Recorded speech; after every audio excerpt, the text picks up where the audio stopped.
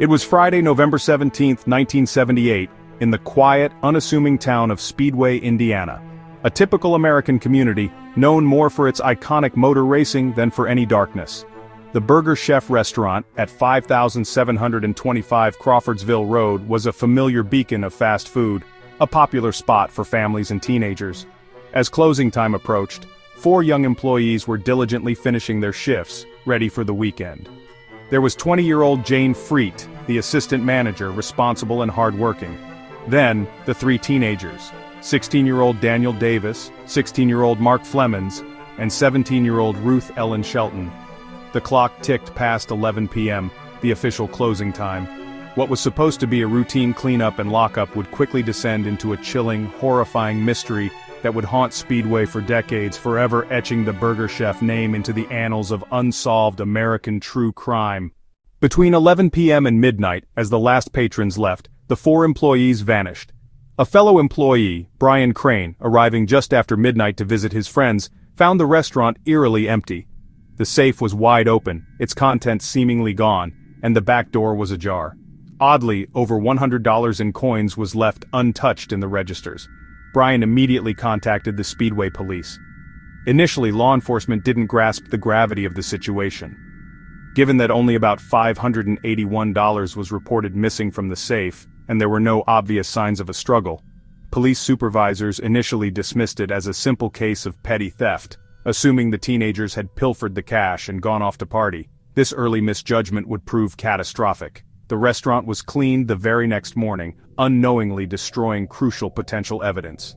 As Saturday wore on, and none of the 4 employees returned home or showed up for their next shifts, frantic families raised the alarm.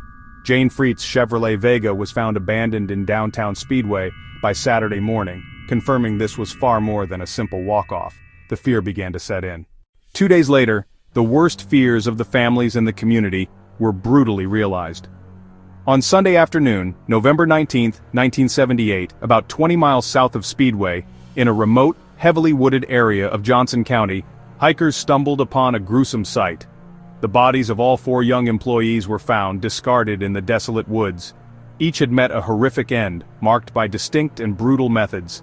Daniel Davis and Ruth Ellen Shelton had both been shot multiple times with a .38 caliber firearm, their lives extinguished with terrifying finality.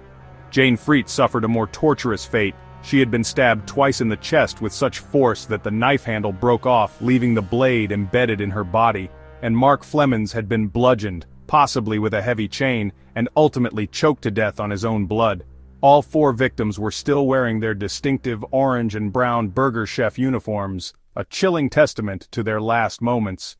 The initial assumption of a petty theft had given way to a quadruple homicide, shaking the core of Speedway and sending shockwaves across Indiana. The victims were not just statistics, they were young lives full of promise, abruptly and brutally ended. Jane Freet, at 20, was the oldest and the assistant manager, known for her responsibility. She was looking forward to her future. Ruth Ellen Shelton, 17, was a high school student, bright and full of dreams. Daniel Davis, 16, and Mark Flemons, also 16, were typical teenagers, working their first jobs, saving money, and enjoying their youth. Mark Flemons, in particular, was not even supposed to be at Burger Chef that night. He was covering a shift for a friend, an innocent twist of fate that placed him in mortal danger. Their sudden violent deaths left an irreplaceable void in their families and sent a ripple of fear through every parent and teenager in Speedway. The question burned in everyone's mind. Who could commit such a monstrous act against these innocent young people, and why? The initial misclassification of the case as petty theft severely hampered the investigation from the start. The hurried cleaning of the restaurant on Saturday morning meant critical forensic evidence, such as fingerprints or other trace evidence, was likely lost forever. This error would be acknowledged by police years later as a major failing. Despite thousands of hours poured into the case, the trail grew cold. Investigators struggled to piece together the sequence of events. Was it a robbery gone wrong? Why would the perpetrators go to such extreme lengths, kidnapping and murdering 4 people over a relatively small sum of money, especially when more cash was left behind? And why the brutal, varied methods of killing? The lack of clear motives and physical evidence made every lead a challenge, leaving the families in a perpetual state of agonizing uncertainty and the town living under a cloud of fear. Over the decades, numerous theories and suspects emerged, each offering a glimpse into the possible horror but never leading to a definitive conviction. The leading theory always centered on a botched robbery, perhaps complicated by one of the victims recognizing an assailant. Mark Flemons, being an unscheduled employee, was often considered the most likely candidate to have recognized someone, leading to the decision to eliminate all witnesses. An early eyewitness account placed two suspicious white men, in their 30s, outside the Burger Chef just before closing, one bearded, one clean-shaven with fair hair. One promising lead involved a man who closely matched the bearded man composite. When summoned for a lineup, this man suspiciously shaved a beard he had worn for 5 years, raising immediate red flags, but ultimately, no charges were filed. Another shocking theory involved Jane Freet's brother James. It was suggested he owed money on a drug deal and that he and 3 associates had gone to the restaurant to threaten Jane. When Mark Flemons intervened, a fight allegedly broke out, leading to Mark hitting his head. Believing him dead or dying, the group then supposedly decided to abduct and murder all 4 employees to eliminate witnesses to their crime. The drug deal theory gained some traction when a man named Donald Forrester came forward, claiming to have been involved in the murders alongside others, and specifically implicating Jane's brother. Forrester provided chilling details, yet later, he completely recanted his confession, throwing the entire lead into disarray. Another person of interest was a man who, years later, allegedly bragged about the killings in a bar.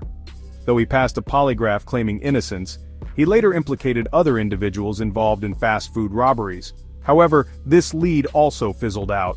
Adding to the frustration, some key persons of interest from these various theories died over the years, taking potential answers with them. The original Burger Chef corporate office even offered a $25,000 reward for information, but despite thousands of tips and relentless investigation, no arrests were ever made, and no one was ever prosecuted. The case became a monument to frustrating dead ends and tantalizing yet unprovable leads. Today, over 45 years later, the Burger Chef murders remain officially unsolved, a dark stain on Indiana's history. The case is one of the most infamous cold cases in American true crime, continuing to fascinate and horrify.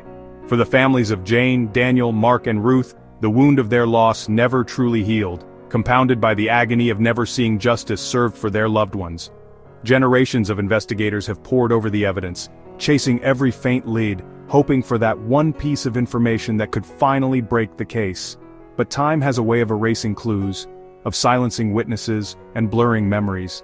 The Burger Chef restaurant itself is long gone, replaced by other businesses, but the phantom of that terrifying night on November 17, 1978, continues to cast a long, chilling shadow over Speedway. The Burger Chef murders stand as a haunting reminder of a crime where innocence was shattered and justice remains elusive. It's a testament to the persistent horror of a case where no one was ever held accountable.